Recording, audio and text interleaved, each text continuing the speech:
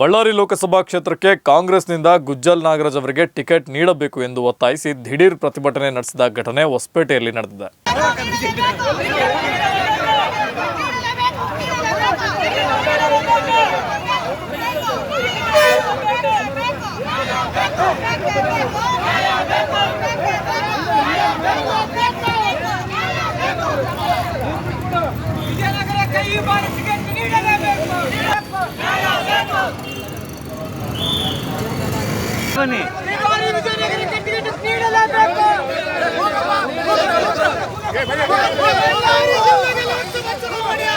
ಬಳ್ಳಾರಿ ಲೋಕಸಭಾ ಕ್ಷೇತ್ರದಲ್ಲಿ ಕಾಂಗ್ರೆಸ್ ಪಕ್ಷದಿಂದ ಟಿಕೆಟ್ ಇನ್ನೂ ಘೋಷಣೆಯೇ ಆಗಿಲ್ಲ.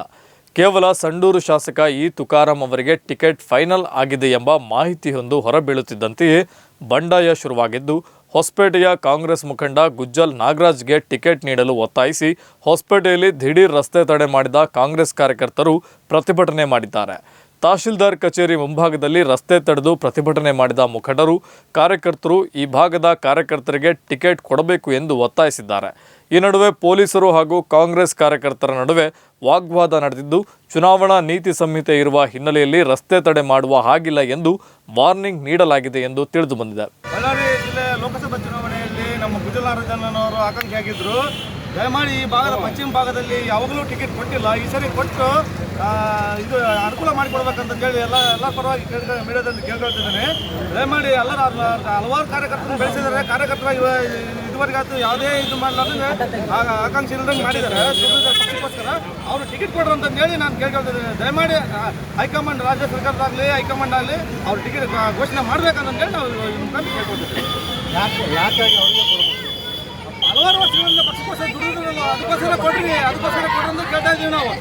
ಈಗ ತುಕಾರಾಂ ಸರ್ ಹೆಸರು ಘೋಷಣೆ ಮಾಡಿದ್ರೆ ತಪ್ಪೇನಿಲ್ಲ, ನಾವು ಬೇಡ ಅಂತ ಹೇಳೋದಿಲ್ಲ. ಅವ್ರು ಆಲ್ರೆಡಿ MLA ಇದ್ದಾರೆ. ಆ MLA ಇರೋರಿಗೆ ಸುಮ್ಮನೆ ಯಾಕೆ ಕೊಡ್ತೀರಿ? ಹಲವಾರು ಮಂದಿ ಇದ್ದಾರೆ, ಇನ್ನೂ ಕಾರ್ಯಕರ್ತರು ಇದ್ದಾರೆ. ಅಂದರೆ ಕೊಟ್ಟು ಗೆಲ್ಲಿಸ್ಕೊಡ್ರಿ ಅಂತ ಕೇಳಿ ನಾನು ಕೇಳ್ತಾ ಇದ್ದೀವಿ. ಅಣ್ಣ ಮೈಕ್ ತಗ, ಮೈಕ್ ಇಟ್ಕ.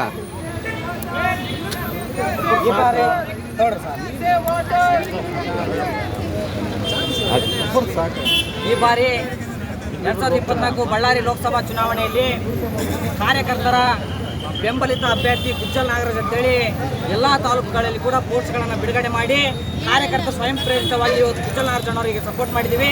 ಈಗಾಗಲೇ ಈ ಬಳ್ಳಾರಿ ಜಿಲ್ಲೆಯಲ್ಲಿ ಅಧಿಕಾರ ಇರ್ತಕ್ಕಂಥವ್ರಿಗೆ, MLA ಆಗಿರ್ತಕ್ಕಂಥವ್ರಿಗೆ ಮತ್ತೆ ಟಿಕೆಟನ್ನು ನೀಡಿರ್ತಕ್ಕಂಥದ್ದು ಎಲ್ಲೋ ಒಂದು ಕಡೆಗೆ ಕಾರ್ಯಕರ್ತರಿಗೆ ಮತ್ತೆ ತಮ್ಮ ಮೀಡಿಯಾ ಮಕ್ಕಳಿಗೆ ಗೊತ್ತಾಗ್ತಿದೆ. ಏನು ಅಧಿಕಾರ ಇದ್ದವ್ರು ಗೆದ್ದರೆ ಸೋತ್ರೆ ಮತ್ತೆ ಅಧಿಕಾರ ಇರುತ್ತೆ, ಗೆದ್ದ ಮೇಲೆ ಮತ್ತೆ ಅಧಿಕಾರವನ್ನು ಚಲಾಯಿಸಬೇಕನ್ನೋ ಮಾತಿದೆ.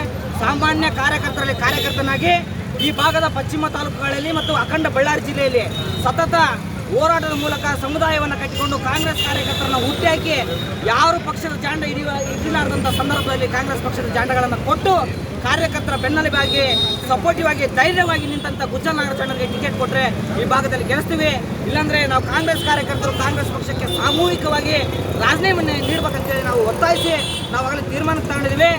ಕಾಂಗ್ರೆಸ್ ಹೈಕಮಾಂಡ್ಗೆ, ನಮ್ಮ AICC ಮತ್ತು KPCC ನಮ್ಮ ವರಿಷ್ಠ ತಿಳಿಸೋದೊಂದೇ, ಕಾರ್ಯಕರ್ತರನ್ನು ಯಾವತ್ತು ಪಕ್ಷದ ಕಾರ್ಯಕರ್ತರನ್ನು ನೀವು ಯಾವತ್ತು ಬೆಂಬಲಿತವಾಗಿ ಇದ್ದಿರೋ ಕಾರ್ಯಕರ್ತರು ಹೇಳೋದನ್ನು ಪಾರ್ಟಿ ಯಾವತ್ತು ಕೇಳ್ತದೋ ಅವತ್ತು ಪಾರ್ಟಿ ಅಧಿಕಾರದಲ್ಲಿ ಇರ್ತದೆ ಅನ್ನೋ ಮಾತನ್ನು ಕಾರ್ಯಕರ್ತರ ಸಪೋರ್ಟ್ನಿಂದಲೇ ಇವತ್ತು ಕರ್ನಾಟಕದಲ್ಲಿ ಕಾಂಗ್ರೆಸ್ ಅಧಿಕಾರಕ್ಕೆ ಬಂದಿದೆ. MP ಚುನಾವಣೆಯಲ್ಲಿ ಕೂಡ ಸೀಟ್ಗಳನ್ನು ಗೆಲ್ಲಬೇಕಂದ್ರೆ ಕಾರ್ಯಕರ್ತರ ಕೂಗನ್ನು ನೀವು ಆಲಿಸಿ ಅಂತೇಳಿ ನಾನು ಈ ಮೂಲಕ ತಮ್ಮಲ್ಲಿ ಒತ್ತಾಯಿಸ್ತಾ ಇದ್ದೇವೆ.